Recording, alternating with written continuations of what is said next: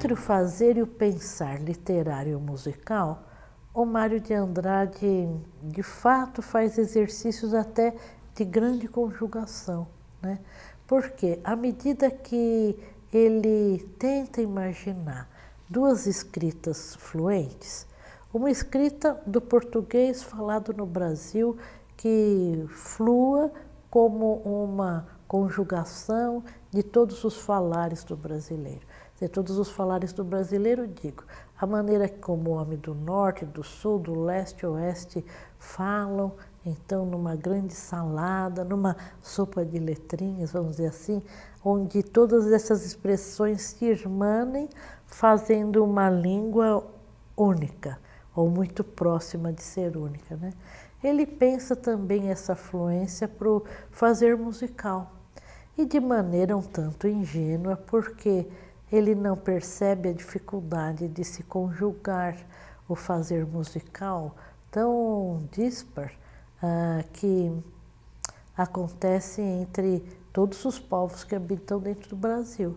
Por exemplo, os índios não usam, os nossos índios nunca usaram a escala de 7 tons, né? Os nossos índios sempre usaram a escala pentatônica. Então, como fazer para conjugar a música do índio à música de linguagem ocidental? Essa equação é impossível.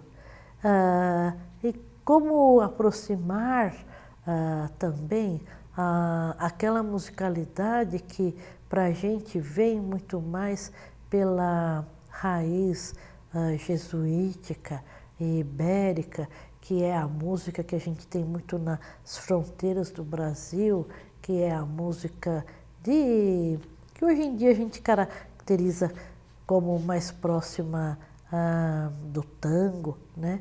Ou então, como conjugar aquela música do norte e do nordeste que a gente sempre aproxima tanto ao mixolídio, as músicas que têm uma caracterização fortemente africana.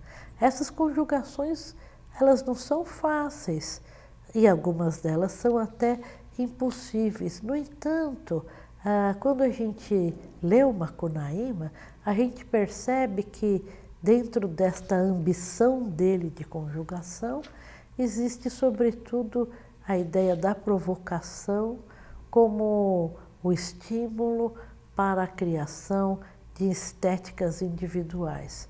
E isso é uma coisa que no campo da música foi muito difícil se entender.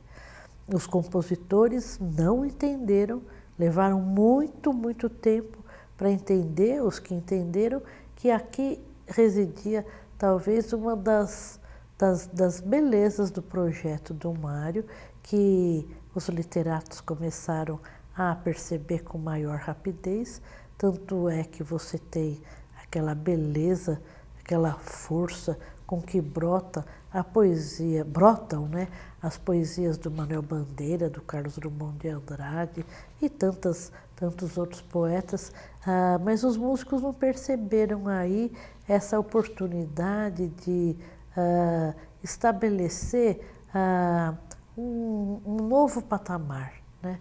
No entanto, o Mário de Andrade, como modernista, tem essa ambição de entender ou conjugar a música e a literatura. Era uma ambição até que bastante compreensível, bastante comum quando a gente começa a analisar com maior profundidade aquilo que é o rescaldo do pensar o romantismo do século XIX. Estou querendo dizer com isso que dentro desse aspecto dilatado do evolucionismo do Herbert Spencer, que teve uma entrada muito forte dentro do pensar das humanidades, existia sempre a utopia de se discutir, de se entender o que é que tinha nascido antes, se a música ou a palavra, né? E isso era algo que, inclusive, fervilhava na fantasia de muitos artistas, o que teria acontecido primeiro, né? Nós primeiros falamos ou nós primeiro cantamos, né? Bom, esse tipo de questionamento é basicamente aquilo que leva a musicologia para a universidade, né? A ideia de estudar o som puro e entender como é que ele ocorre na natureza, para poder entender também se o homem tinha se moldado pela natureza para aprender a cantar. Bom, isso acaba de alguma maneira contagiando e contaminando muito da literatura que o Mário de Andrade e todos aqueles intelectuais leem. Então, no fundo, a busca era saber como conjugar. E para o Mário de Andrade, que é músico, isso tem uma importância muito grande, que é assim, o quão musical é o português. Quando nós falamos ou nós cantamos, de que maneira a nossa fala contagia a música que nós fazemos. E isso é um campo enorme de especulação, porque tem aí considerado todo o fazer musical, que é o fazer musical que não é o fazer musical acadêmico. É o fazer musical que não tem nada a ver com a música do Mozart, do Brahms, a música do Bach. É o fazer musical que é passado de geração para geração, de maneira que a gente vai tendo repertórios que passam de pai para filho, e esse repertório segue uma dinâmica muito própria, uma dinâmica que não tem nada a ver com a música que a gente aprende na escola, mais ou menos como o verso do poeta que fala que samba a gente não aprende na escola. E isso para o Mário de Andrade é fascinante. É então que ele se aplica a estudar todas as inflexões da voz e de que maneira a gente pode anotar com muito rigor aquilo que o nordestino canta, ou aquilo que o italiano que vende batata assada canta, né? Porque essa expressão de oralidade não está só caracterizando a música do Brasil, mas a música popular de qualquer região, de qualquer povo. Então a gente sabe que dentro da pesquisa dele, ele vai conjugar esses universos. Então, em 1926, que é esse ano de estudo muito disciplinado da vida dele, ele escuta um amigo dele cantar, que é Antônio Bento de Araújo Lima. E o Antônio Bento de Araújo Lima era uma pessoa extremamente atraente na vida do Mário de Andrade. Por quê? Porque Antônio Bento de Araújo Lima era do Rio Grande do Norte, que o Mário de Andrade não conhecia nem por fotografia. Tanto é que ele pede para o Câmara Cascudo que mande fotografias para ele do Rio Grande do Norte. Então o Antônio Bento começa a contar os casos que acontecem lá no Rio Grande do Norte, e o Mário de Andrade fica siderado, ele acha tudo aquilo formidável, né?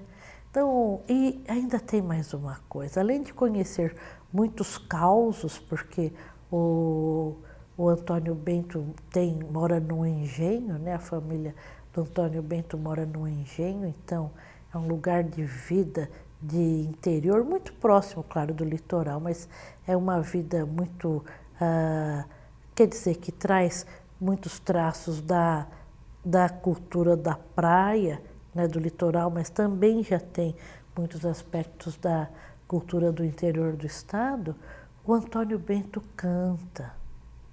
E canta para o Mário de Andrade, e o Mário de Andrade começa a notar. E são melodias que o Mário de Andrade nunca tinha ouvido.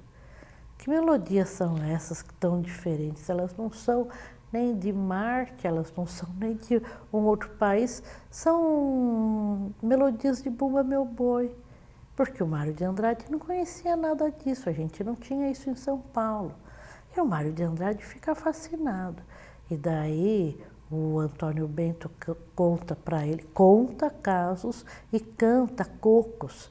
Até que num determinado momento, quando o Mário de Andrade mergulha no estudo dos cocos e daqueles casos que o Antônio Bento vai contando, ele acaba por escrever uma poesia que para mim é a perfeita conjugação do fazer poético e musical, que é o Coco do Major, que está no Clã do Jabuti. Isso é um casamento tão perfeito que a gente pode acompanhar o Coco do Major a partir de um coco que se chama Vapor do Seu Tertulino. O Vapor do Seu Tertulino é um canto que o Antônio Bento mostrou para o Mário de Andrade. Então o Mário de Andrade estudou a métrica do Vapor do Seu Tertulino e escreveu com a mesma métrica o Coco do Major, né? O Coco do Major é um caso, como diz o Mário de Andrade, um caso pançudo do Major Venâncio da Silva, que era um daqueles majores assim lá do Rio Grande do Norte, era um homem muito bravo, um homem assim que tinha fama de matar todo mundo que discordava dele. E se dizia que o Major Venâncio da Silva tinha 3 filhas, que uma era mais linda do que a outra, que as meninas eram colossais de lindas, mas que um contava para o outro que elas eram lindas, mas ninguém nunca tinha contado exatamente como elas eram, porque quem se aventurava a ver as 3 meninas morria. Então vai lá um fulano que desafia todos os amigos, diz assim: pois eu vou lá, eu vou ver as 3 e eu vou falar para vocês como é que elas são, né? E ele chega lá na fazenda do Major Venâncio. O Venâncio na mesma hora entendeu a história, né? E apesar dele ter chegado dizendo que ele só queria beber água, né? Ele não diz assim, chegando: eu quero ver suas filhas, né? Ele chega lá e diz: eu estou morto de sede, seu major, eu estou morto de sede. E o major, que não era besta, faz com que cada filha, acompanhada de uma pessoa, de um trabalhador muito forte, né, chegue até ele e faça-lhe engolir uma moringa de água. E o tal do gajo, então, morre de tanto beber água, né? O Mário acha essa história fantástica, né? E ele transforma, então, no Coco do Major, né? Então, o Vapor do Seu Tertulino fala mais ou menos assim: o vapor do seu Tertulino, seu humano, só navega com água na caixa. E como é que é o Coco do Major? O Coco do Major é assim: o Major Venâncio da Silva, seu humano, tem as filhas mais lindas do norte. Então a gente pode cantar o Coco do Major com a música do Vapor do Seu Tertulino, né? Então isso para mim é um exemplo muito bem acabado, justamente dessa tentativa do Mário de conjugação do fazer poético, fazer musical, uma coisa que também ele já tinha feito na mesma época, entre 25 e 26, em torno da criação daquela melodia que ficou famosa, que é a maroca, né? Ou a viola quebrada, né? Que é uma melodia que foi depois harmonizada tanto pelo Camargo Guarnieri quanto pelo Villa-Lobos.